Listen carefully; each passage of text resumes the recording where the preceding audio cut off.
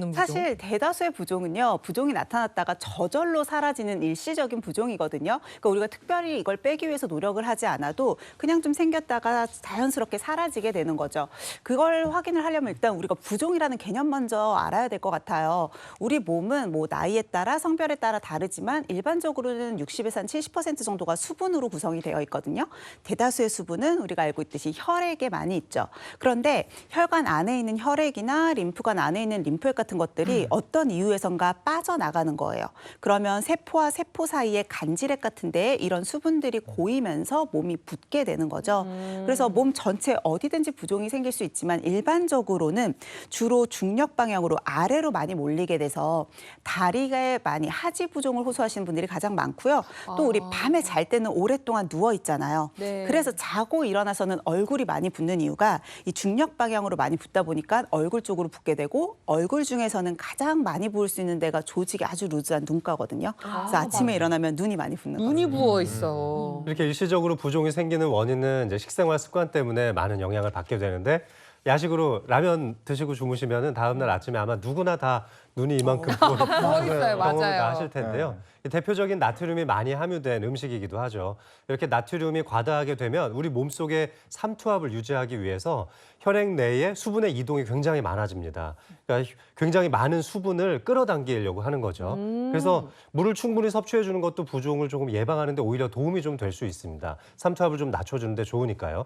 따라서 나의 식생활 습관 때문에 부종이 좀 자주 생기시는 분들이라면 평소에 저염 식사를 한번 실천해 보셨으면 좋겠고 민혜 선생님처럼 저녁에 좀 가벼운 식사로 끝내시는 것도 큰 도움이 됩니다. 그리고 과도한 탄수화물 섭취도 부종을 좀 일으킬 수 있으니까요. 탄수화물도 조금 줄여보시는 게 좋겠습니다. 네. 경험에 의해서 짠 음식을 피해야 된다는 건 알겠는데 탄수화물도 이렇게 줄여야 되는 거예요? 예, 그렇습니다. 자, 우리가 흰쌀, 또 밀가루, 흰 설탕 이렇게 좀 흰색의 정제된 탄수화물을 이렇게 드시게 되면은 이게 정말 흡수가 너무 잘 되잖아요. 네. 그러면서 혈당이 순식간에 급격하게 상승을 하게 되고 그럼 이걸 또 조절하기 위해서 우리 몸에서는 인슐린을 또 과다하게 분비하게 됩니다.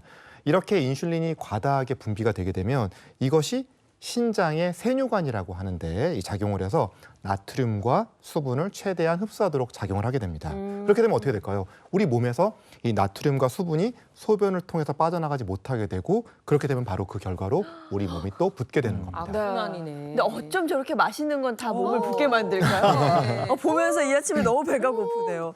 또 어떤 생활 속 습관이 우리 몸을 붓게 만드는지 궁금합니다. 반대로요, 다이어트도 몸을 붓게 할 수 있거든요. 근데 다이어트가요? 건강한 다이어트는 몸의 부종을 빼주는데 무리하게 잘못된 다이어트를 했을 때는 몸이 부을 수 있습니다. 극단적으로 식사량을 줄이게 되면 우리 몸은 생존을 위해서 존재를 하다 보니까 생존을 위해서 좀 더 수분이나 나트륨 같은 것들을 몸에 저류시키려고 해요.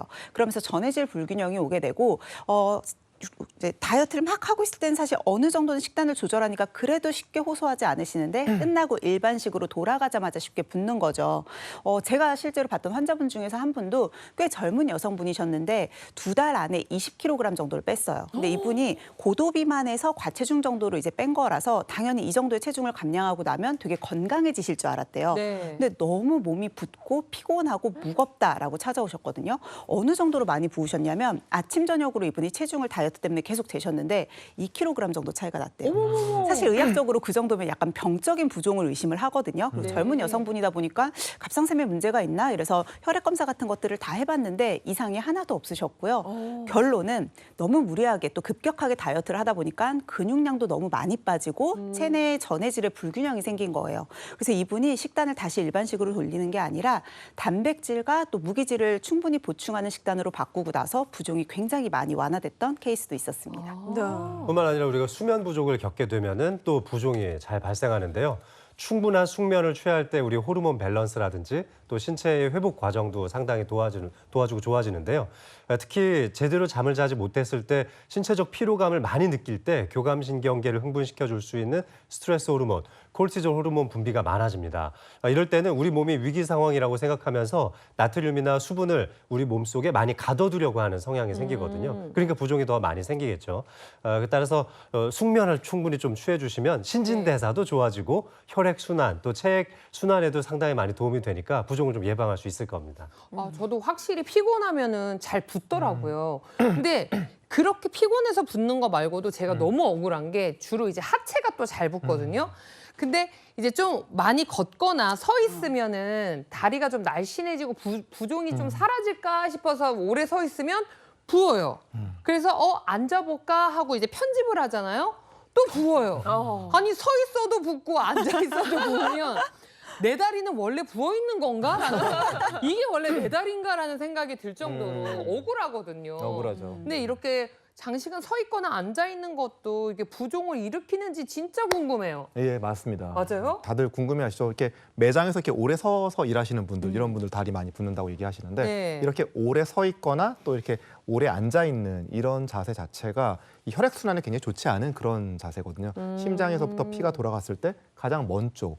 이게 이런 특정 부위에 붓게 됩니다. 종아리 같은 데죠. 가장 맞아요. 멀잖아요, 심장에서. 이런 부위들에 주로 이렇게 체액들이 좀 이렇게 몰리고 고이게 되는데 이렇게 체액이 이렇게 한 부위에 자꾸 몰리게 되면 이 체액들이 혈관에서 빠져나가서 주변에 있는 조직들로 이 수분들이 자꾸 빠져나가서 고이게 됩니다. 쌓이게 됩니다.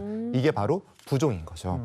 자, 이렇게 또 혈관 밖으로 이런 체액들이 빠져나가면 혈관 입장에서는 이 혈관 안에 있어야 되는 체액들이 자꾸 빠져나가니까 우리 몸에 체액이 많이 부족해, 물이 많이 부족해, 자꾸 이렇게 느끼게 되고 이건 너무 혈압이 떨어질 수 있고 되게 위험해, 이렇게 비상 체계를 가동을 시킵니다. 그렇게 되면 우리 몸에서는 이것을 보상하기 위해서 우리 몸의 체액을 늘리는 그런 호르몬들을 분비를 해가지고 또 체액들이 많아지게 되고 이게 반복되면서 그래서. 부종이 좀 악화되게 되는 겁니다. 자, 이런 생활 습관들 이외에도요. 가임기 여성이시라면 공감할 만한 부종도 있어요. 바로 생리 주기에 따라서 생기는 부종인데요. 우리가 여성분들은 월경 주기에 따라서 일중 에스트로겐이 계속 이렇게 변화하잖아요. 생리 직전에 에스트로겐이 좀 많아지게 되면 이것들이 칼륨이나 나트륨 같은 것들은 배출시키면서 반대로 칼륨이나 마그네슘을 배출시키면서 반대로 나트륨을 다시 흡수시키거든요. 그래서 생리 전 증후군 중에 하나가 아랫배나 아니면 온몸이 퉁퉁 붓는다라고 하는 분들이 좀 계세요. 근데 이런 부종의 경우는 대부분 호르몬의 영향이다 보니까 생리 주기가 시작이 되면 오히려 또 저절로 좋아지게 되거든요. 그래서 내가 만약에 이런 불편감이 너무 크다라고 하면 본인의 주기를 어느 정도는 다 알고 계시니까요. 그 전에는 조금 이렇게 의식을 해서라도 저염식으로 해서 몸의 부종을 줄이는 것이 좋습니다. 네. 그러면 현재 내 몸이 부종인지 아닌지 확인해 볼 수 있는 방법은 없습니까? 있습니다. 자, 이 부종을 우리가 알 수 있는 그런 이 자가 진단 테스트가 있는데요. 자, 이게 두 가지 방법이 있습니다. 그 중에서 먼저 이 부종 자가 진단 테스트 한번 해보도록 하겠습니다. 네, 시청자 여러분도 보시면서 함께 체크해 보시면 좋을 것 같아요.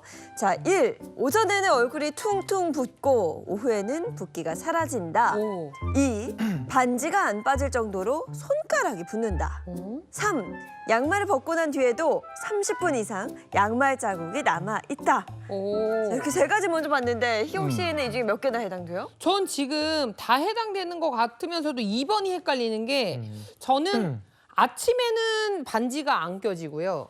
근데 저녁에는 반지가 또 헐렁거려요. 그럼 부은 거지. 그 부은 거 맞죠? 네, 부은 거죠. 그럼 전 3개 할게요. 세 개. 저는 것 같아요. 0.5개인데 오. 오전에 얼굴이 퉁퉁 붓고 오후에 붓기가 사라진다 해서 네. 퉁퉁은 아니고 그냥 붓기 붓긴 때문에 붓는다. 0.5 정도. 0.5 정도. 근데 이게 말고 통. 통통 끝이 아닙니다. 이어서 자가진단 테스트 보여드릴게요. 자, 4. 과식하지 않았는데 아침 저녁 체중이 약 1.5kg 이상 차이 난다. 5. 양쪽 팔이나 다리의 둘레가 약 2cm 이상 차이 난다. 6. 수면 중 유독 소변이 마렵다. 자, 이렇게 6가지 살펴봤거든요. 저는 지금 여기는 아무것도 해당되지 않아요. 특히 4번.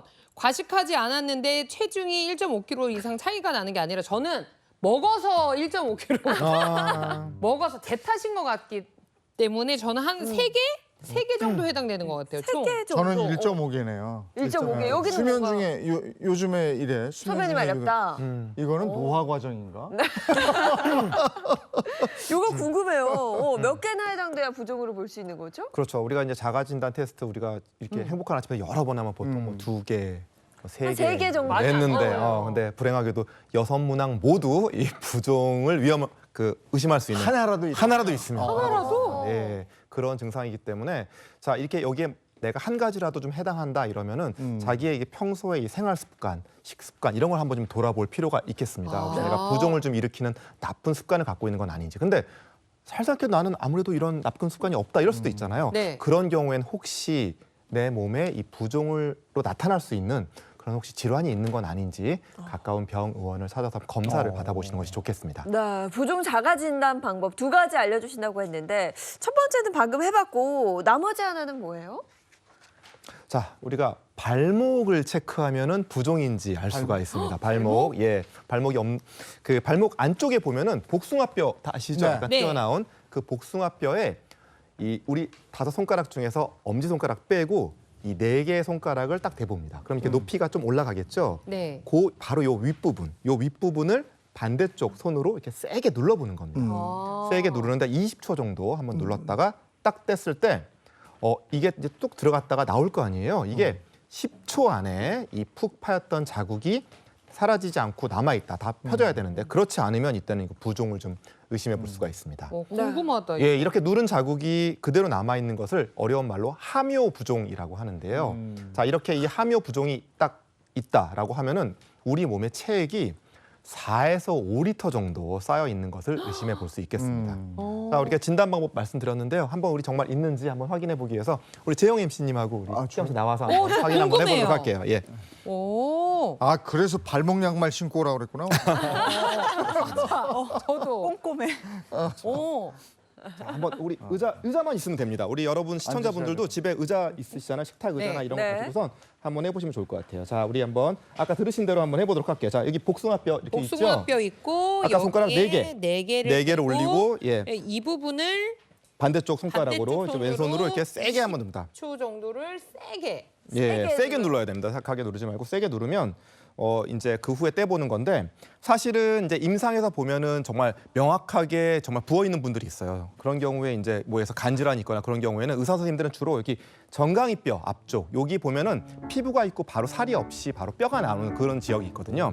그분 부으면 바로 티가 나요. 그래서 지금 한 20초가 됐을까요? 그러니까요. 한번 지금 한번 보도록 할까요? 해볼게요. 하나, 자, 둘, 셋.